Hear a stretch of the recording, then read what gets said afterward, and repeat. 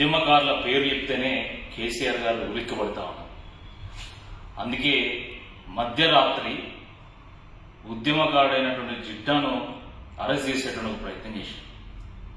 అసలు అర్ధరాత్రి అరెస్ట్ చేయడాన్ని దేనికి సంకేతంగా చూడాలి అంటే ప్రజాస్వామ్యాన్ని మేము కూనీ చేస్తాం అని చెప్పకనే కేసీఆర్ ప్రభుత్వం చెప్పినట్టుగా ఈరోజు భావిస్తా ఉన్నాం.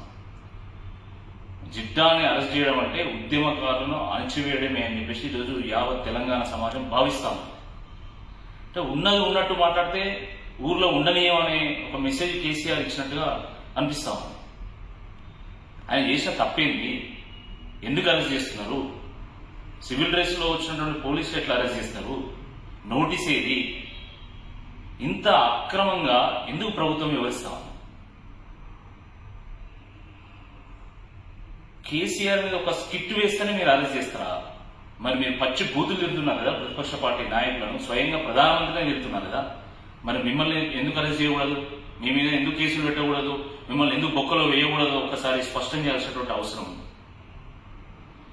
అరే, హైదరాబాద్ వేదికగా జరిగినటువంటి అత్యాచార ఘటనలో బీజేపీ ధర్నా చేసేంత వరకు దిక్కు లేదు. నిందితులను అరెస్ట్ చేయమని చెప్పేసి మేము డిమాండ్ చేసేంత వరకు దిక్కు లేదు. కానీ అర్ధరాత్రి జిడ్డాన్ని అరెస్ట్ చేస్తారు. సిగ్గుండాలి అసలు. జిడ్డాన్ని అరెస్ట్ చేస్తే జిడ్డా జీరో అయిపోయిందని చెప్పేసి మీరు భావిస్తున్నారు. కానీ ఈ అరెస్ట్ ద్వారా జిడ్డా హీరో అయినటువంటి విషయాన్ని గ్రహిస్తే బాగుంటుంది.